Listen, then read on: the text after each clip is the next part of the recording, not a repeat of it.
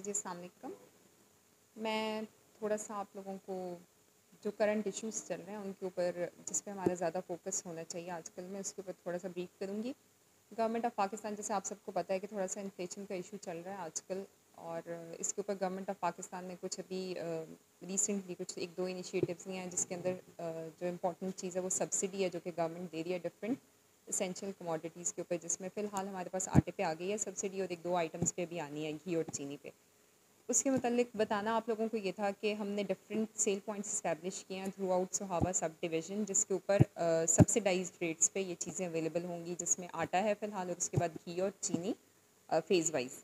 तो फ़िलहाल हमने आटा जो है वो हमारे पास एक्सेस में मौजूद है पूरी ओपन मार्केट के अंदर 24 डिफरेंट पॉइंट्स के ऊपर।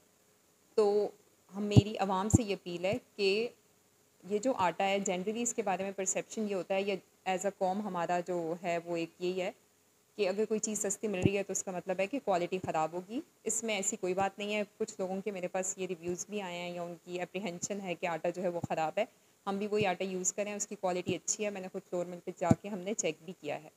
तो आप लोगों से रिक्वेस्ट होगी कि क्योंकि ये जो गवर्नमेंट है सब्सिडी, ये जो पैकेजेस होते हैं, ये आप लोगों के लिए हैं, हमारी जो आवाम है, तो काइंडली इसको इस्तेमाल करें। कहीं पे कोई इशू आ रहा है, अभी हम फ़िलहाल फ्लोट कर देते हैं ये जो 24 दुकानें हैं, इनके नाम आपको भी दे देंगे, आप लोग मीडिया पे भी चलाएं।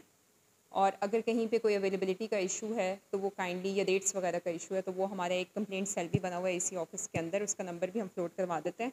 तो हमें बताएं कि जी यहाँ पे अवेलेबिलिटी नहीं है।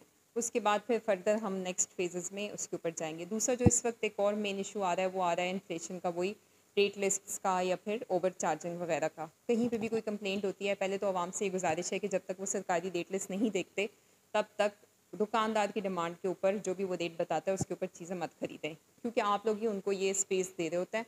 तो अगर किसी भी शॉप के ऊपर जाते हैं, चाहे वो करियाना का हो, चाहे वो सब्ज़ी की हो, चाहे वो फ्रूट शॉप हो, आप उनसे पूछें कि जी आपकी रेट लिस्ट आज की कहाँ है। वो देख के उसके बाद आपने ख़रीदारी करनी है। दूसरा जो ताजर बरादरी है और दुकानदार हैं, उनसे भी मेरी ये रिक्वेस्ट है कि काइंडली आप लोग अपनी रेट लिस्ट जो है वो प्रॉपर्ली डिस्प्ले करें और रेट्स के ऊपर जो है वो सब्ज़ी बेचें।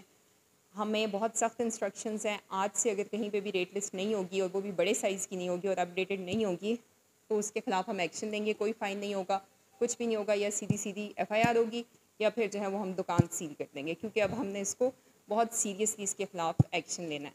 तो जितनी भी ताजर बरादरी और दुकानदार हैं, उनसे मेरी ये गुजारिश है कि हम उनको तंग नहीं करना चाहते। जनरली एक गरीब आवाम का मसला है, तो वो भी हमारे साथ थोड़ा